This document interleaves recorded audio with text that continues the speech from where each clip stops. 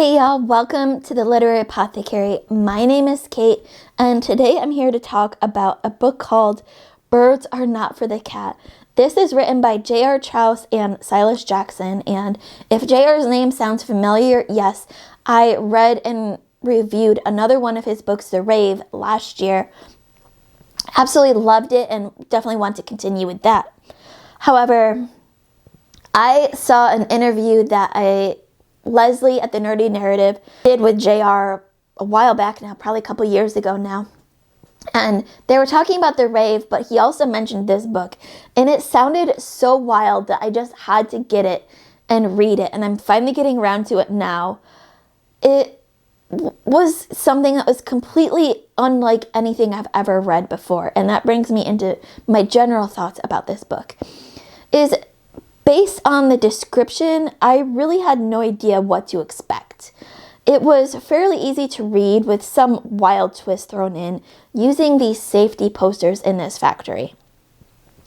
The authors challenged readers in their description on Goodreads to find meaning in the story, and my rise to that challenge is that sometimes even when things feel safe and normal, like a job that you show up for every day, might not be as it seems, and so tread carefully and always remember the safety posters.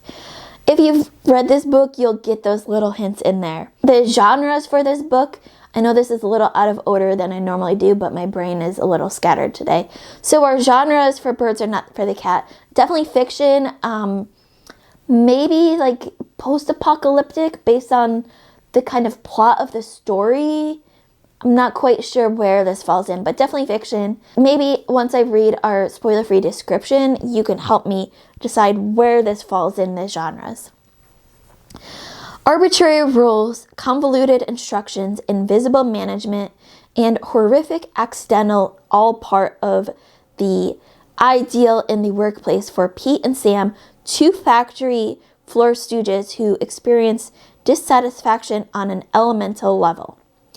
Their primal sense of entrapment blossoms into full-blown paranoia when the hand-drawn safety posters, plastered profusely throughout the factory, begin to predict the future/deaths of their colleagues. Still, it's only paranoia if you're crazy, and Pete and Sam soon lose track of the difference between their waking nightmares and the actual dangers of the factory.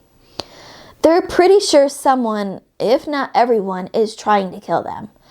But they discover abandoning ship is problematic, and filing a complaint to management, it becomes clear, would be unhealthy. Birds Are Not for the Cat was inspired by vintage hand-painted Dutch factory safety posters. The two young lunatics who conceived of and comprised this story will be impressed if you manage to squeeze a drop of meaning out of it. Seriously, challenge issued.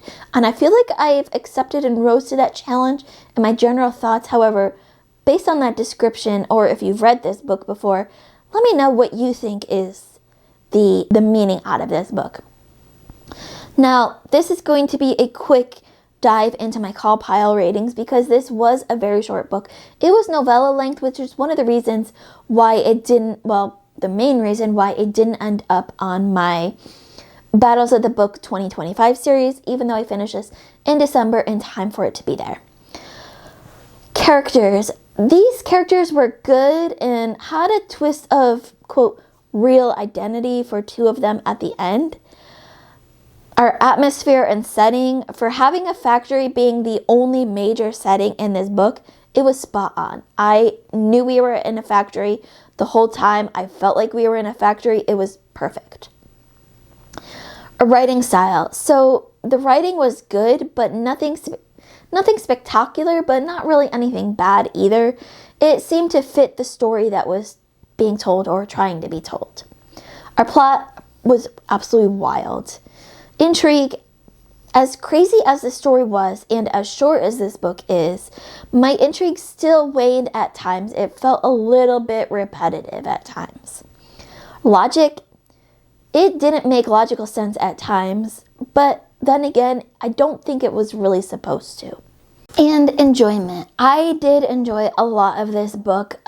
There were, like I said before, there were times when my interest kind of waned because it felt a little bit repetitive, and when a book tends to feel repetitive to me, that tends to lower the enjoyment rating for me. But I did enjoy it for the most part, and I think I was able to glean some meaning from it. But if you have read Birds Are Not for the Cat, let me know in the comments below, what did you think of this crazy book? And what was the meaning that you were able to get out of it? As always, keep reading, and I love you all to the moon and back. Bye.